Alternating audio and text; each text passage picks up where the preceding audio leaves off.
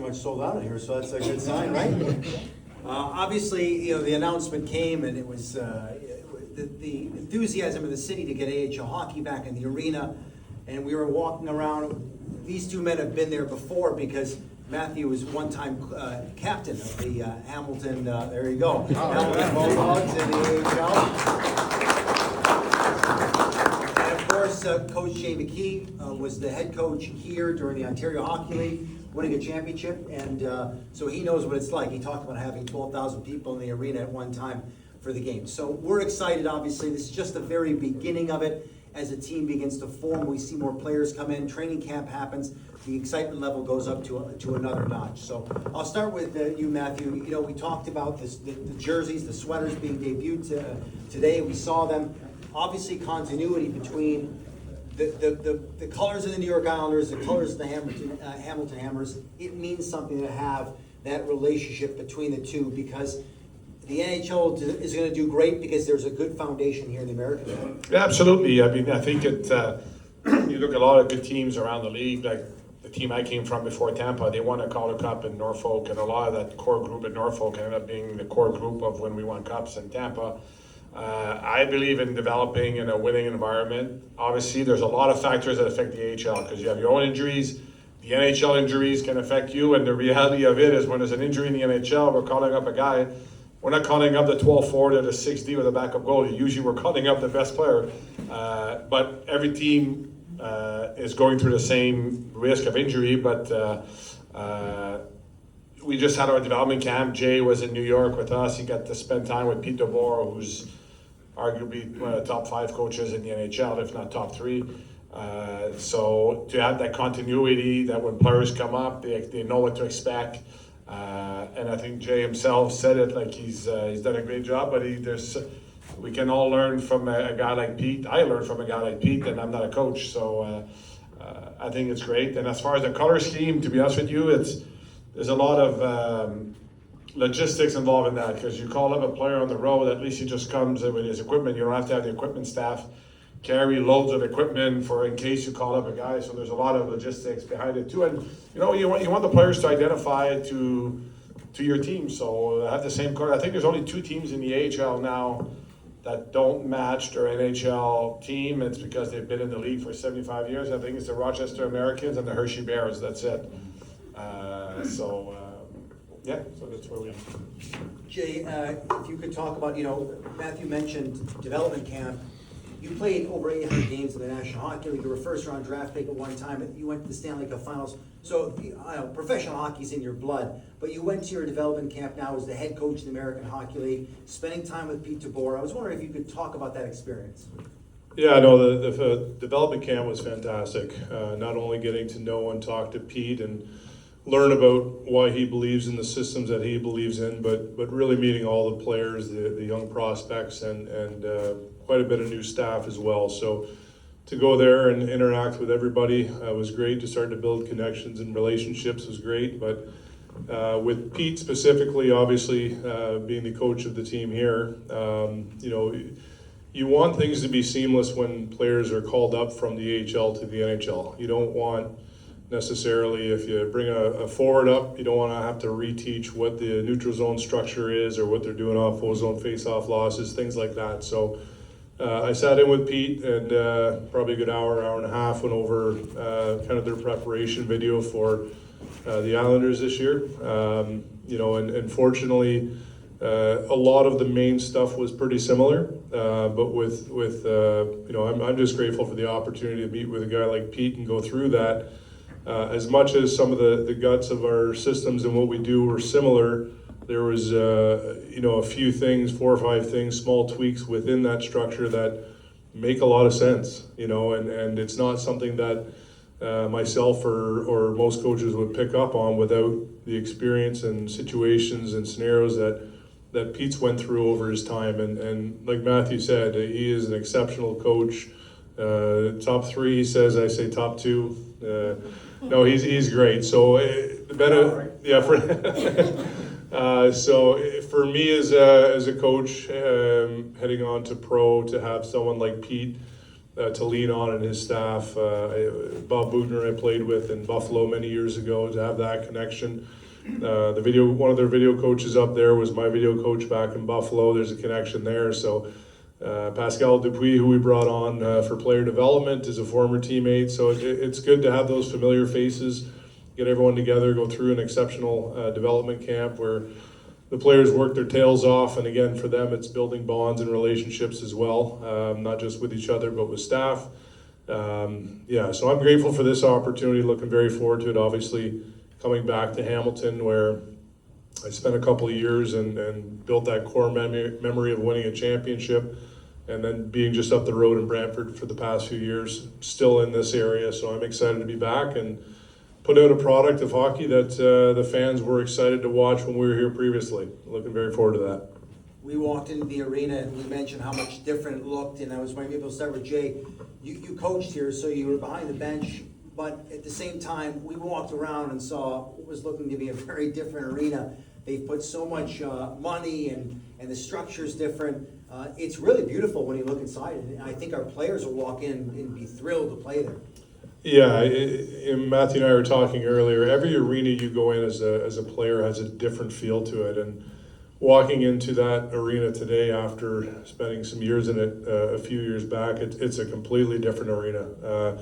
The aesthetics, the colors, the what they did around the concourse, underneath with the VIP area.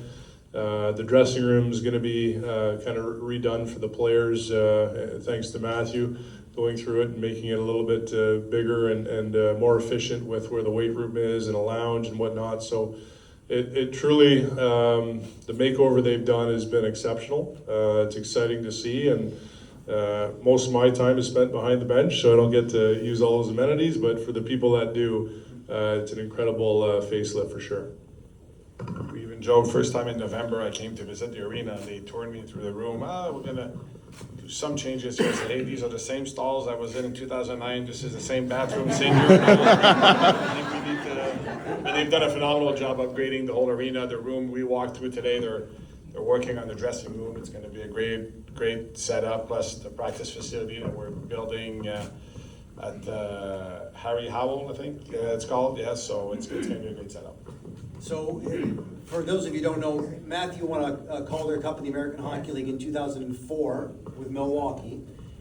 My first year in the American League was, I think, 2007. It doesn't matter, but Jay, you go back a long time, obviously first round draft pick, but it's amazing how much the American League has changed from when you started and when you were playing up until now, and the amenities the players have, the number of coaches, the staff.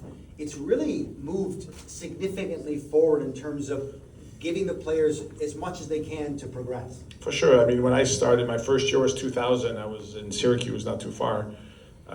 Every team had 3-4 tough guys. I came from Kenyon College playing at McKee. I was like, what the hell did I get into? And even the amenities, we had one coach, one head coach, one assistant. Not even a video coach. The assistant was doing the video. I still remember it was 2 VCRs. It wasn't like anything. It was like still 2 cassettes, VHS cassette that you were copying, and no meals. No, like now, the players in the AHL today are treated like the NHL was treated when we started. So it's really come a long way, and so it's great for the players. The game is more skilled than it's ever been. It's a reflection of the NHL. The NHL is faster, quicker, younger. The same thing with the AHL.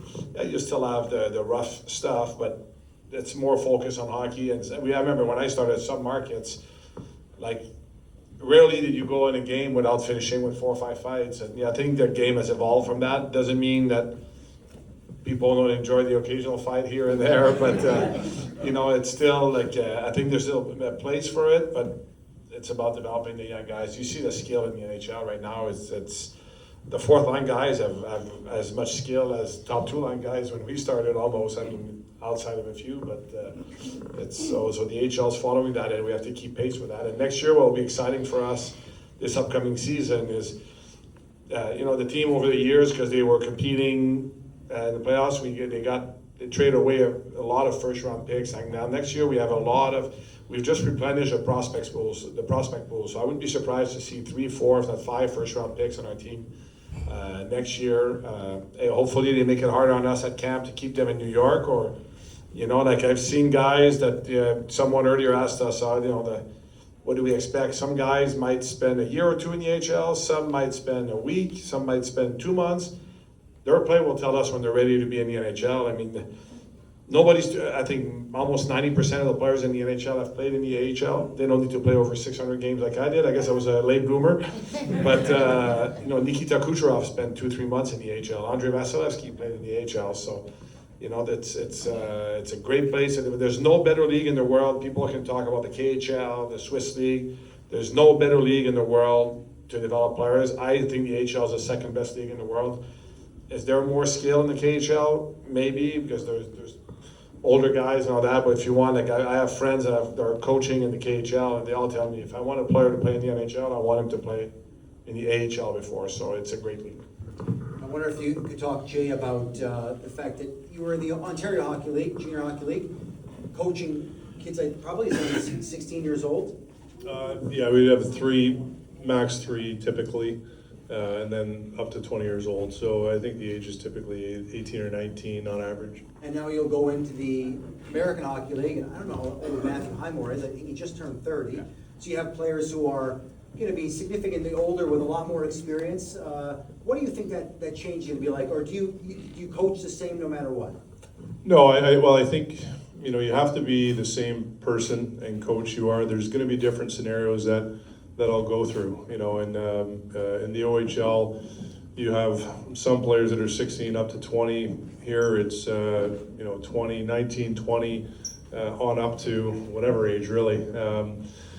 Some of the scenarios when you have when players are hurt with a big club and we have to send someone up, sometimes there's going to be a scenario where maybe an older guy's playing a little bit better than a young prospect, but that young prospect might get that opportunity, and those are conversations that I'll have to have. But these are also, fortunately for myself, I've spent a year in the AHL over a decade ago as a coach, got to see some of that, how some of the interactions were, but I played in the AHL as a player as well. I started in Buffalo and was able to do a couple weeks my first year and then a few weeks the next year. So I've been through sort of that path that a lot of these players are going to go through, so I can lean on those experiences. And the bottom line, when you go through some tough conversations with players, you have to be honest, and it goes back to building relationships first. When camp opens up and I'm meeting some new guys, you have to build those relationships, build the trust, and then you can have those open and honest conversations that sometimes are difficult, more for the player than the coach, because they're the one living through it. But I have been sent down more than once, earned the way back up, and those are experiences that I'll take with me and try and help these players with. That's fantastic. I don't know if anybody in the audience has questions, but if you do, don't be afraid to raise your hand. We'll do a couple from you guys if you want. I'll ask Mathieu a question here as we move along. The landscape of the National Hockey League, because I have an NHL general manager saying, it's changing very quickly. As you can see, lots of news, lots of things going on. Is it, as a GM, is it more exciting to wake up every day and see what unfolds? Is it more nerves? Because you're trying to build a team to win a Stanley Cup, but the landscape does seem to be moving pretty quick. I don't know, when there's big offer sheets, sometimes you don't love those, but it does change, and we have to be able to adapt. It's the age of player empowerment, which, some of it looks a bit like the NBA, but it's okay. That's the land. I mean, we can say, we don't like it, because now you see players asking, I want to be traded, but you can only trade me to those two teams, or, obviously with the cap going up, the salaries are going up, so you have to rebalance, and we have to readjust our brain as GMs that, all right, maybe the $2 million player now is a $4 million player, which is sometimes takes time, because you're like, come on, I can't. But that's the reality of it. But there's no excuses, because we all play by the same rules, right? So everybody's affected the same way. I would say the biggest thing is probably the player empowerment. That's and great for them. Like I said, we were both players before, so I'm never going to criticize a player for trying to make as much money as he can and get where he wants to be. But that's why, taking care of players from the AHL to the NHL, you want players to want to play for your team. Obviously, having a good team, having good players, and we got lucky last year with our first pick in the draft that I think people want to play with him. Like I said, you probably won't see him in a Hamilton Hammers jersey. I apologize. I mean, if he's a local kid, but yeah, we have to adjust, and we will all play by the same rules. Yes, there's some teams and low state tax that can help, and depending where you are, by the end of the day, if you have a good team, players will want to come and play for you. You just have to build it up to that, and that's why I'm excited about the Islanders, because obviously, yes, we have Mathieu Schaefer that's already there, and you'll see with the players that are going to play in Hamilton this year. And obviously for us, we hope they don't stay here long. That means they've developed and they can help us with the Islanders. But we have some very special talent coming in. I mean, we have in the last 2 years, we drafted 4 guys in the top 17 between 2 drafts, 3 last year, 1 this year at 13. So it's exciting times. Great stuff. I don't know if you want to, yeah, there's a question about, just give us your name first and then tell us what you want to ask. My name's Phil. Hi. Hi, Phil. Just wanted to ask, when can we expect to see the Calder Cup? Every year we're trying to win it. Like I said earlier, the AHL, it's funny, Guy Boucher, who, for those of you who remember, coached here. One of the reasons I ended up here is Guy coached me at McGill, and then when he got the job here, and again, I mentioned earlier in another event we did that Hamilton started my management career, because this is where I met Julien Brisebois, who was the assistant GM in Montreal. He signed me, same age, he's actually 2 months younger, so every year on my birthday he reminds me I'm a year older. But and then he brought me with him in Tampa. But every day we're trying to win. But I told Guy that year when he came, I said, you'll see, the AHL is one of the toughest leagues to coach, and Jay knows that, because you're affected twice as much by injuries, because you're affected by both. But again, like I said earlier, like I'm not into the pity party excuses. I don't believe in excuses. Every team deals with the same thing.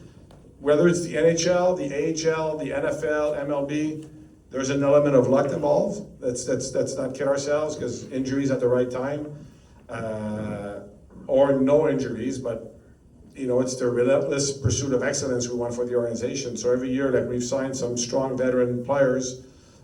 This year to surround the young guys. Obviously you're only allowed to have 6 veterans, that's 260 games and over, which that number is not very high, so sometimes you get quick to your vets, and with the draft picks we have coming. So it's like I said, every day and during the year, if we can try to improve the team, it's easier said than done sometimes, because you need 2, you can say, oh, make this trade, that's, you read online now in the NHL, we should all be making these trades, but it takes 2 to tango, right? Someone needs to dance with you to make a trade. So our goal is to develop in a winning environment. Is it going to be a Calder Cup every year? No, I think there's no team that can say that, but we want to push to have a successful team. And that's why we hired Jay. Look at his track record in the AHL. Not only, like, the first thing was developing players, but you look at his track record, developing players, winning in the OHL, it was a no-brainer for us. And the fact that he's done it in Hamilton is just a cherry on top at the end, because that had zero bearing in our decision. We had to hire the best coach possible. For us, it just turned out that the best coach possible available for us for this job was Jay, and he won in Hamilton. So it was, like I said, it was a cherry on top at the end. I have a question for you, Matt. Rick here. So you guys had Bridgeport since 2000, and we haven't had a team since 2014. What made you guys come to Hamilton? Well, Bridgeport wasn't always an easy environment, and obviously our partners here, OVG, who runs the arena, the renovations, all that, they're our partner at UBS Arena in New York. So they proposed to us to come here in not a brand new, but almost a brand new facility with the money they've put in, a brand new practice facility. What's important for me too is, the recall Bridgeport was a drive away versus a flight, but there's many flights from Toronto to New York every day, or Buffalo to New York, so we have a bunch of options for that. And in the AHL, you don't want to be in a place where you have to fly, because I remember we did a study when my previous job, we were in Syracuse, which will be the same division as Hamilton, versus like the teams in California. We calculated we had about 32 to 33 extra practice days a year, because you fly commercial in the AHL, so you're losing travel days. So, but being Hamilton, we have the Marlies that aren't far, Belleville, Rochester, Syracuse. It's actually good travel, so it made sense. And on the business side, it made sense to partner up with OVG, just like we do at UBS Arena. Rick McCall. Knowing Harry Hall Arena, because I've been out there for years, great facility, lots of parking. Have you ever considered having open practices? So if after you've been partway through the season, you want to get the younger ones out there to take a look at the kids, maybe do some signatures? Listen, on Long Island, like, if fans want to come to our practice, they come, so I don't see an issue. A lot of times they practice on the morning on weekdays, so I assume kids are in school, but like, I don't think we plan on closing the practices, so no, people can come and watch practice. We don't have no problem with that. For retirees. Perfect. You don't go to school on the Monday morning? I'll just add to that. I mean, no different than in Brantford. If there's a day where the young kids are out there, maybe the school's off for a day or it's a holiday, and we're on, and they're on the other ice pad. We've gotten the kids out at the end of practice just to skate around with the guys, and I would have no problem doing that. Can't do it every day or every week, but once in a while, it's good to give back to the kids like that. Yeah, let's do one more, and we'll let these gentlemen go on. Thanks, my name's Daniel, pleasure. Guys, I'm just curious where you see the first rivalries coming from within the area. I know you're new to the area, and just wondering who we need to hate the most. Marlies? We all know they play up the QE towards Toronto. So for sure the Marlies, I know there's probably a few Leafs fans in here that I get it. It's like we're not that far from Toronto to still be a Leafs country, but we want to convert people to the Islanders.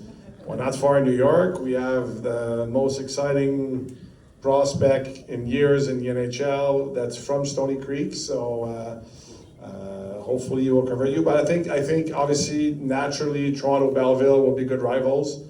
I guess my former team Syracuse, why not? That's selfish for me, but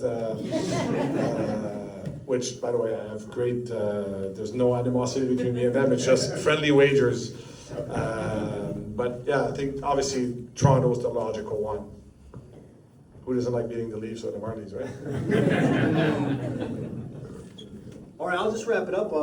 One more for Jay. This is an exciting time. We went to an event this morning at the arena. Now we're here. You can feel the anticipation percolating. What do you think it's going to be like game one against the Marlies, October 9th? I think. October 9th, 7 o'clock. The anthems go and we're off and running. This is going to be a really, really cool time for the Islanders organization, for Hamilton. Yeah, no, I'm thrilled to be a part of it. I think this is a hockey town.